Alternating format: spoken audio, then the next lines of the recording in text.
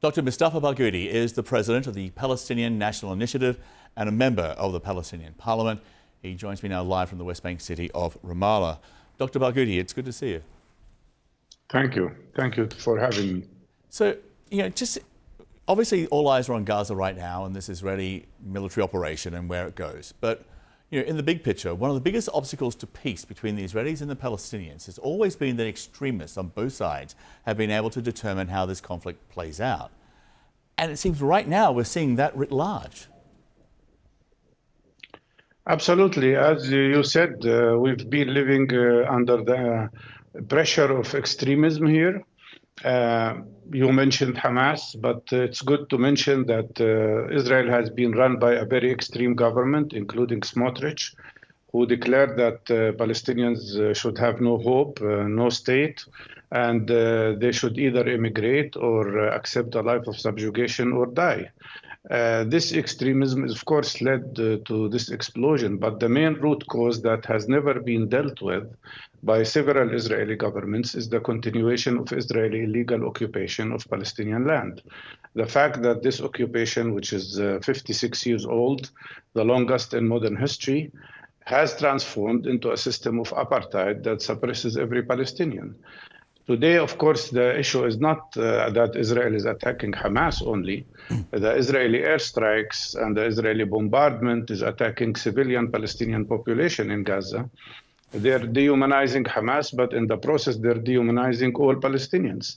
And when you attack a place which is the largest open prison in the world with 2.2 million people and living in less than 140 square miles, with 50% of the 2.2 million people are children, the result is drastic. I mean, up till now, 1,200 Palestinians have been killed by Israeli airstrikes, including 326 children and no less than 180 women.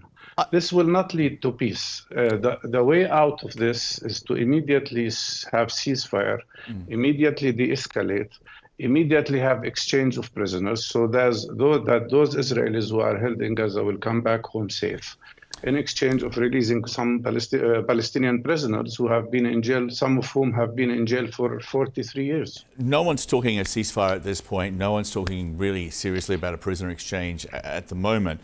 And that's unfortunate. This will play out as this will play out. One thing which I think is important to mention here is that, the militant group Hamas, which controls Gaza, is no friend to the Palestinian Authority in Ramallah.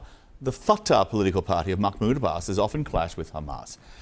How concerned are you right now that with this outpouring of sympathy for Israel and this outpouring of condemnation for what Hamas did, which was abhorrent, that now Palestinians are basically all being swept up as being Hamas?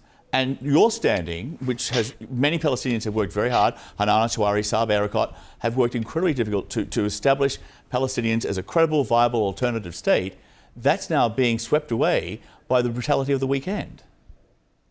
It shouldn't be. And just sending out Israeli propaganda, some of which is absolutely incorrect, will not solve the problem. Dehumanization of all Palestinians will not also solve the problem. Look, we've been under occupation for so many years. We haven't seen a day of freedom for 56 years. And many of us, especially the 70% of the people in Gaza, are refugees who were displaced by Israel 75 years ago. So Israel has already conducted 5 wars on Gaza. Did that end Hamas? Did that end violence? Did that end the situation? Of course not.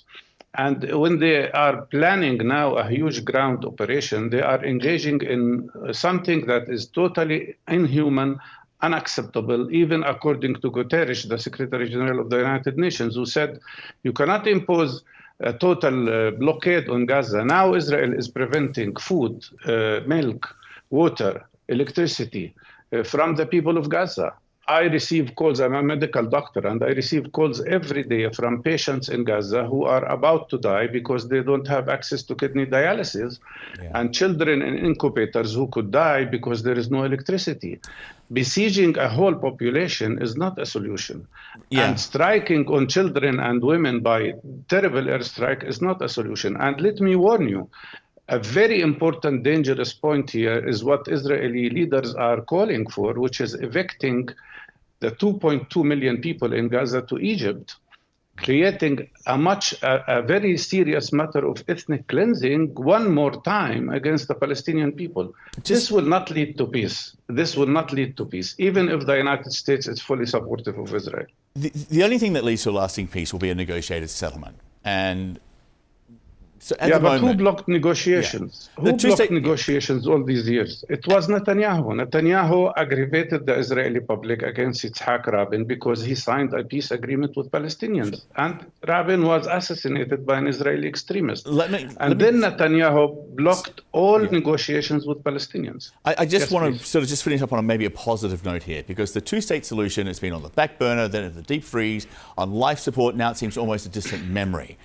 It is always darkest before dawn. Are you even the slightest bit hopeful that maybe once the worst is over, that there will be this realization that there can only be lasting peace through a negotiated settlement between the Palestinians and the Israelis? Absolutely. And although it might sound strange at this time, let me tell you, we've struggled very hard all our lives to have a two-state solution. Unfortunately, Netanyahu made his best to kill it. By sending settlers to the Palestinian occupied territories illegally. I say, and this might sound strange now, but I say the only way out of this is either immediate two-state solution, or we will have to change the one apartheid state reality that Israel has created, because it is a one apartheid state reality, with a democratic one-state reality. There is no way that Palestinians will give up their struggle for freedom, and there is no way, I know, to continue this inhuman situation. Either we have two-state solution as soon as possible, or we will have to be together with equality. But Palestinians have to be treated equally, and that means full democratic, civil, and national rights for both people. Dr. Barghouti, thank you for being with us. Your time's very valuable and it's most appreciated. Thank you, sir. Thank you.